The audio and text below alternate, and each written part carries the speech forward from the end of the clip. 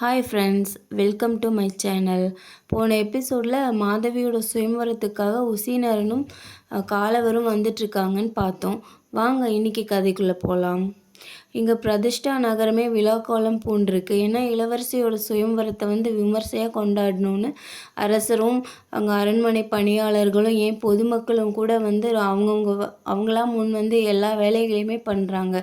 அரண்மனையை அலங்கரிக்கிறது, தெருவெங்கும் தோரணங்கள் கட்டுறதுன்னு ரொம்ப சந்தோஷமாக அதை பார்த்துட்ருக்காங்க.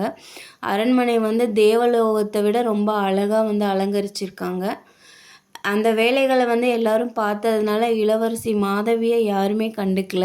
எப்பயுமே அவங்கள பற்றி நினச்சி பார்க்க யாரும் இல்லை. இப்பயும் அப்படி தான். அவங்க ரொம்ப தனிமையில் தான் இருக்காங்க. தனிமையில் இருக்கிறதுனால அவங்க மனக்குதிரை அசுர வேகத்தில் ஓடிட்டுருக்கு. அவங்க நினைக்கிறாங்க, நித்திய கன்னி வரம் நமக்கு கிடைச்சது அது வரமே கிடையாது, அது ஒரு சாபம். 7 ஜென்மத்துலேயும் நம்ம பண்ண பாவத்துக்கான தண்டனையை தான் சாபம் நமக்கு வரமாக கொடுத்துருக்காங்க அப்படின்னு நினச்சிக்கிறாங்க. அப்புறம் மாதவி அரண்மனையை விட்டு எங்கேயுமே போனதில்லை. அதிகமான நபர்கள்கிட்ட அவங்க பழகுனதே கிடையாது. ஆனால் அவங்க நினச்சிக்கிறாங்க, நாம் பழகின ஆட்களே ரொம்ப அதிகம்தான், அவங்களே நமக்கு நிறைய கற்றுக் கொடுத்துட்டாங்க வாழ்க்கையை பற்றி, நாமளும் நிறைய வாழ்ந்துட்டோம், இனிமேல் நமக்கு வாழ்க்கையே இல்லை அப்படின்னு நினச்சிக்கிறாங்க. அப்புறம் தான் சந்தித்த மனிதர்களை பற்றி யோசிச்சுக்கிறாங்க.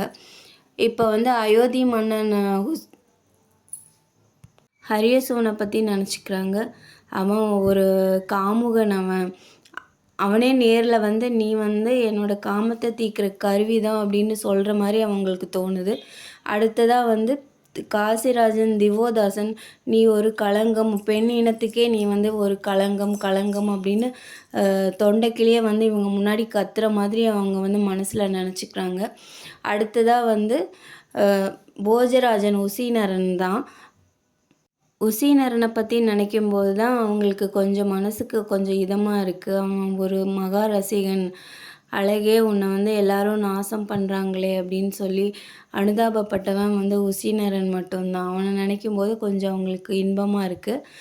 அடுத்ததாக விஸ்வாமித்ர முனிவர், நீ அழகும் இளமையும் இருக்கிறது இந்த உலகத்துக்கே தாங்காதுன்னு அப்படின்னு சொன்னார் அப்படின்னு அவரே நேரில் மிரட்டி சொல்கிற மாதிரி மாதவி நினச்சிக்கிறாங்க. அடுத்ததாக காலவரை பற்றி நினைக்கிறாங்க.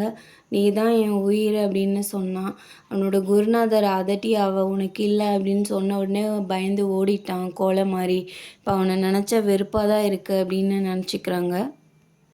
சுயம்வரத்துக்கு காலவரும் வருவாரா அப்படின்ட்டு யோசித்து பார்க்குறாங்க. வந்தாலும் நம்ம மாலையிடுவோமா, அப்படி மாலையிட்டாலும் அது சரியாக வருமா, அப்படி மாலையிட்டு நம்ம கணவன் மனைவியாக ஆனதுக்கப்புறமும் அந்த விஸ்வாமித்திரர் நீ அவளை கல்யாணம் பண்ணிட்டது பிசகு அப்படின்னு சொன்னார்னா அப்போது அந்த கோலை ஓடிடுவானே. அப்புறம் அந்த விஸ்வாமித்திரர் நம்ம வாழ்க்கை பூரா நாம் இருக்கலாம், அதில் தப்பு இல்லைன்னு சொல்லிட்டா என்ன பண்ணுறதுன்னு பயப்படுறாங்க. இந்த மாதிரியெல்லாம் மனசுக்குள்ளே நிறைய குழப்பங்கள் அவங்களுக்கு. இப்போ மாதவி நினைக்கிறாங்க, எனக்கு காலவனும் வேண்டாம், எந்த ஆடவனும் வேண்டாம், நான் வனத்துக்கே ஓடி போயிடுறேன் அப்படின்னு நினைக்கிறாங்க. அப்புறம் அவங்க பெற்றெடுத்த 4 குழந்தைகளும் அவங்கள வளர்ந்ததுக்கப்புறம் கேள்வி கேட்குற மாதிரி நினச்சி பார்த்துக்கிறாங்க. நீ எனக்கு பால் ஊட்டுனியா, அன்பு காட்டி எங்களை வளர்த்தியா, எங்களை இப்படி அனாதையாக்கிட்டியா, நீயும் ஒரு பெண்ணா, நீயும் ஒரு தாயா அப்படின்னு பொட்டில் அரைகிற மாதிரி அவங்க கேள்வி கேட்குற மாதிரிலாம் நினச்சி ரொம்பவே மனசு வருந்துறாங்க மாதவி. அப்புறம் நான் தாயும் இல்லை, நான் கண்ணியும் இல்லைன்னு கத்துறாங்க. என்ன பண்ணாலும் அவங்களோட மனசில் இருக்கிற அந்த எண்ணங்களை மாற்றவே முடியல. என்ன பண்ணாலும் அவங்களுக்கு அந்த கசப்பான அனுபவங்கள் கொடுத்த வலி மறையவே இல்லை. இவங்க என்ன தான் அழுதாலும் துடித்தாலும் சுயமரம் ஒன்றும் நிற்க போகிறதில்ல. அவர் தந்தை அவரோட தர்மத்தை காப்பாற்றுறாரு. மகளுக்கு கல்யாணம் பண்ணி வச்சு, மகள் கல்யாணம் பண்ணி குழந்தை பெற்று அவளோட தர்மத்தை அவள் காப்பாற்றணும். என்ன பண்ணுறதுனே தெரியாமல் தவிச்சிட்டு தான் இருக்காங்க மாதவி. அந்த நாளும் நெருங்கிட்டே இருக்குது. அதை நினச்சி ரொம்ப பயத்தில் தான் இருக்காங்க. நன்றி. அடுத்த எபிசோடில் சந்திக்கலாம்.